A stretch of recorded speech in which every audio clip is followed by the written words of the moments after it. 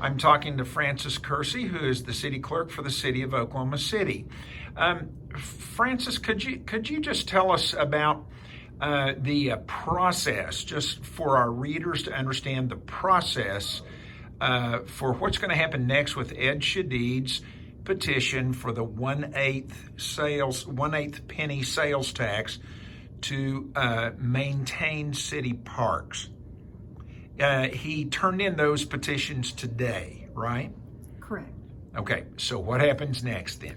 The next step is publishing a notice for any protesters to file a protest to the initiative petition, and that protest period is for 10 days. So the last day anyone can file a protest will be December 16th. At the close of business. And during that protest period time, the clerk's office, with the assistance of the municipal counselor's office, will be verifying the signatures on the petition. Some of the things we're going to be looking at is they have to be a resident of Oklahoma City. They have to be a registered voter. We check to make sure they signed it along with printed their name and put their zip code. And then on the back of the pamphlet, it needs to be signed by the circulator of the petition and then notarized. So we have a lot of work to do within that 10-day period. And then if a protest is filed during that period, then we're going to hold a hearing to hear the protesters, and then a decision would be made on whether that protest is upheld or not. If a protest is not filed and the petition is valid for 6,499 signatures, then I will forward that petition to the mayor and council. And then what's the timeline for the mayor and council then on that? Do they have to hear that in council several times, or can they declare a vote date the first time they hear it? The mayor will issue a proclamation to call an election, and what is happening in 2020 is we have a lot of our national and state elections. So for calling an election during that period, we have to have 75 days notice to the Oklahoma County Election Board. So that's going to be, you have to go backwards from the election date, and we have to notify them at least 75 days before that election. Wow. Okay. Francis Kersey, Oklahoma City City Clerk. Francis is the one that takes care of all of the maddening details. Francis, thank you very much. This is Brett Dickerson, Oklahoma City Free Press, freepressokc.com. I'm talking to Laura McDevitt with the City of Oklahoma City Municipal Counselor's Office.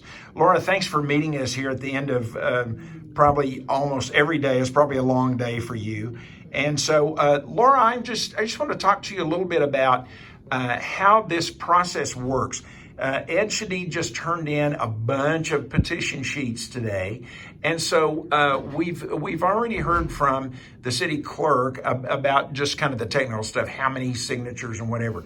Now, you guys do a really hard job, which is what? Where in that petition process do you touch that? Anyway. So once the clerk's office has compiled the petitions into volumes, our office takes them in and conducts kind of an initial review to make sure that the signatures are valid.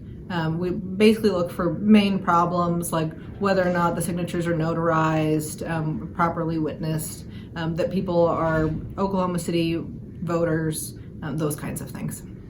Okay, so the last time you were telling me an interesting story from the last time you guys had to do that.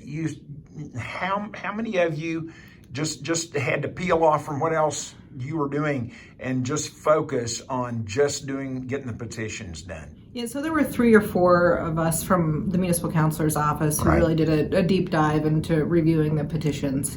What are some typical problems when there's, it's just multiples of people who could get things wrong, when you're circulating a petition. What are some typical problems that you see sometimes with a petition? We see people who sign thinking that they might be Oklahoma City residents, or not quite realizing what the petition is for, and so there might be well-meaning individuals from Norman or Tulsa who end up signing, and unfortunately, since they're not registered voters in Oklahoma City, we're not able to count their signatures. Now, the last time you had one problem with one circulator, so talk about the problem and then how you got out around that problem. So there was one circulator who had done a number of the petitions, I think probably a few hundred actually, who had not included his post office address, which is a requirement for circulators. And we noticed that, but we went back through all of the petitions that he had circulated to try and find where he had put his post office address, so that then we were able to validate all of the petitions that he had circulated. So you didn't use that as a pretext to just throw all of those signatures out, did you? No, we went through and with a fine-tooth comb and found his address. You found one page that had his address once. on it. He did it once. So. And that validated all the rest of them. Right. You could match the circulator signature with that one page. Right. So you weren't just looking for some reason to throw a bunch of petitions we want to find a reason to be able to count it toward the total. Yeah.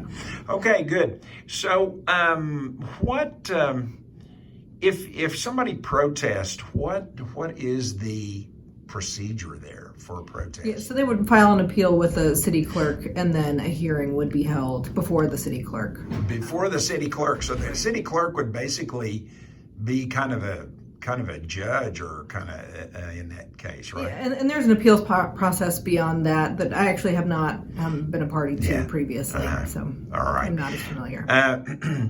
Laura McDevitt with Oklahoma City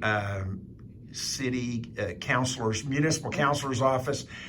This is Brett Dickerson, Oklahoma City Free Press, freepressokc.com. Thank you, Laura.